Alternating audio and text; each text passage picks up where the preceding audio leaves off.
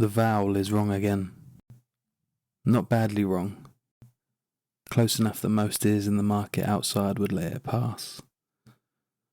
But Johann Ludwig Burckhardt has spent 3 years in Aleppo learning that close enough is exactly the distance that gets a man killed on the road south of Damascus. He repeats the word under his breath in the shuttered quiet of a rented room, adjusting the shape of his mouth, listening to himself the way a musician listens for a note fractionally out of tune. Outside, the city moves through its ordinary evening, cartwheels on packed earth, the call of a vendor closing his stall, the smell of wood smoke drifting in from a cooking fire somewhere along the street.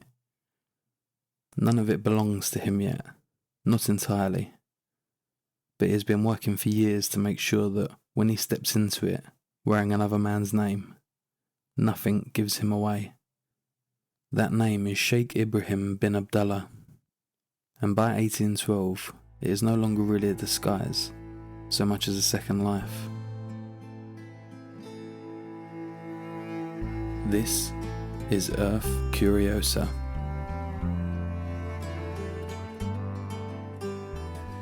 Burckhardt was born into a wealthy merchant family in Switzerland, trained in law and languages at Göttingen and Leipzig, and sent to the Middle East by a London society whose members wanted a man who could reach the interior of Africa and report back what he found there.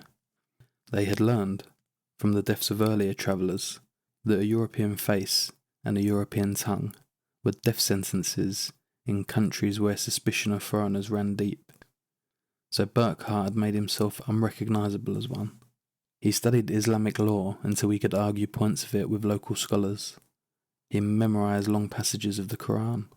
He wore the dress of an Arab merchant so completely and spoke with such careful, deliberate correctness that the disguise had become less of a costume than a discipline, something he had to maintain in his posture and his breathing as much as in his clothing.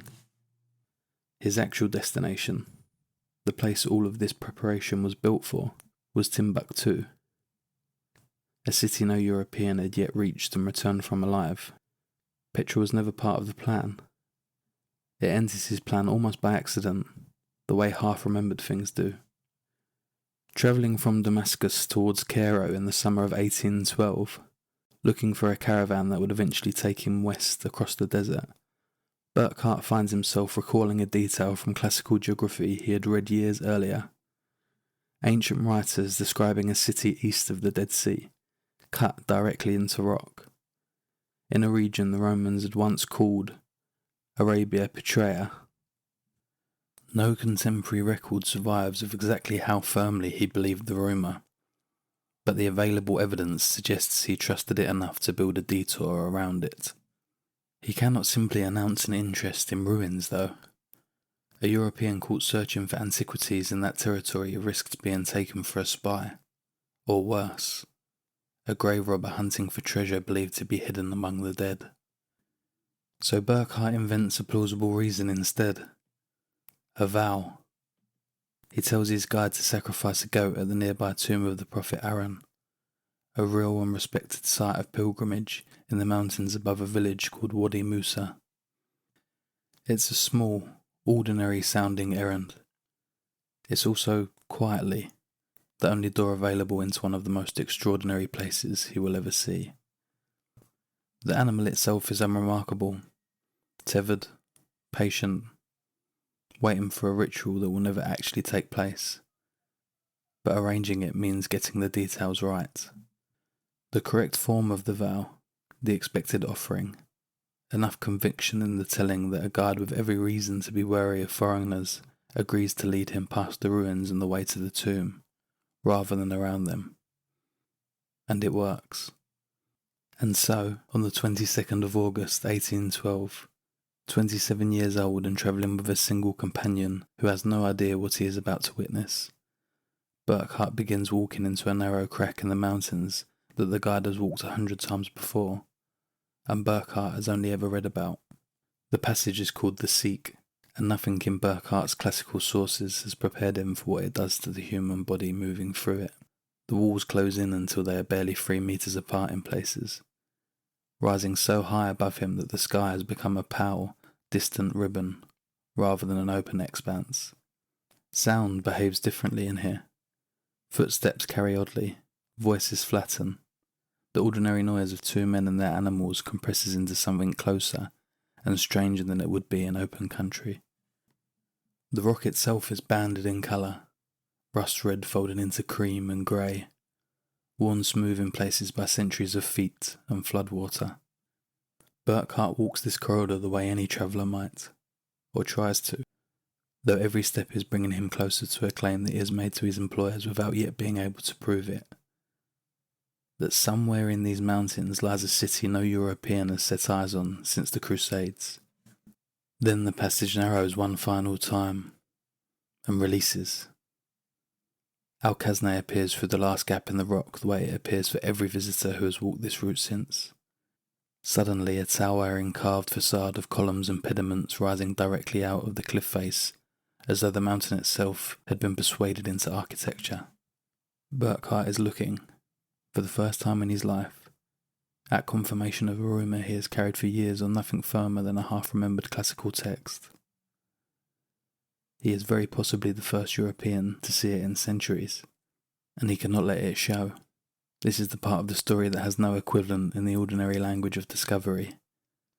There is no unveiling here, no gathered witnesses, no moment of public triumph. There is a man standing in front of one of the great surviving monuments of the ancient world, forcing his face and his voice into the register of mild, unremarkable interest, because the guide beside him is watching, and because open wonder from a supposed Arab pilgrim would be the one thing capable of unravelling 3 years of careful preparation in a single instant. Whatever Burckhardt felt in that moment was never recorded in his own words, and it would be dishonest to claim certainty about it now. But it is difficult to imagine that a trained scholar, recognising in stone something he had previously only inferred from a Roman geographer's description, felt nothing at all. What the record does show is what he did instead of showing it. He kept walking, at what he hoped was an ordinary pace, and he asked, if anything, only the kind of unremarkable question a mildly curious traveller might ask. He cannot examine the site the way he wants to. He cannot take out paper and measure a doorway, or trace the carved figures with his hand the way an interested scholar naturally would. What he can do later, out of sight, is write. Cramped, hurried notes made from memory once he is alone, details of proportion and ornament set down before they can fade, an entire archaeological record assembled not from open observation, but from what a disguised man could commit to memory while pretending not to look too closely. It's a strange way to make a discovery, recording a wonder of the ancient world in secret, a few sentences at a time, between performances of indifference. The guide, meanwhile, is not fooled for long. According to Burckhardt's own account, suspicions sharpen into open accusation before the visit is finished. I see now clearly, the guide tells him, that you are an infidel who has some particular business among the ruins of the city of your forefathers, and depend upon it that we shall not suffer you to take out so much as a single coin of the treasure hidden here, for it belongs to us. It's a remarkable line for what it reveals as much as for the danger it carries. The guide is not describing a lost city. He's describing his own territory, his own inheritance, casually and without wonder. Because for him, and for the people who have lived around Wadi Musa for generations, none of this was ever hidden. It had simply stopped being visible to the audience Burckhardt happened to belong to. Burckhardt talks his way through the accusation rather than around it, reasserting the pilgrimage story, deflecting rather than confirming, doing in speech what he has already been doing in posture for the length of the visit. It works well enough to get them both out safely, but it costs him the rest of the exploration he had hoped for. He leaves having seen only a portion of the site, the tombs beyond the main basin and the higher places of the mountain left entirely unvisited, because staying longer was no longer a risk worth taking. What he sends back to his sponsors afterwards is modest almost to the point of understatement, a brief, careful account of ruins he believes correspond to ancient Petra, offered without embellishment, in the tone of a man reporting one item among many rather than the discovery of his career. He continues on to Cairo, and from Cairo toward the goal that had brought him east in the first place. But he never reaches it. Burckhardt spends the following years waiting, mostly in Egypt, for a caravan that will finally carry him towards the Niger and Timbuktu, undertaking other journeys in the meantime, adding Abu Simbel to his record of things seen and carefully described. The caravan never quite arrives in time. In October 1817, still in Cairo, still waiting, he dies of dysentery at 32 years old.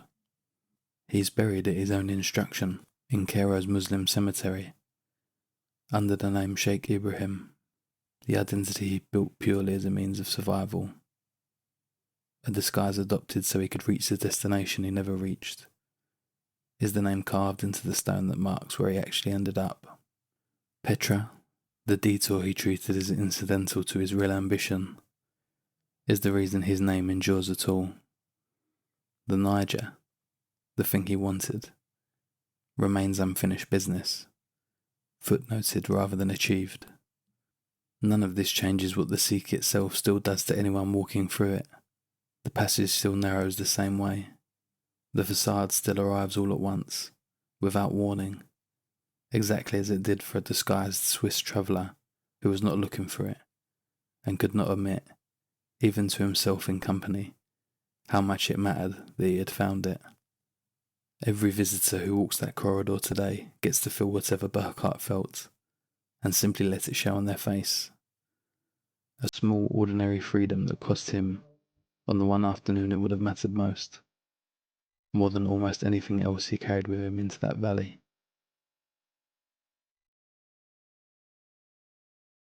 To discover more remarkable places and the extraordinary stories that connect to them, visit earthcuriosa.com.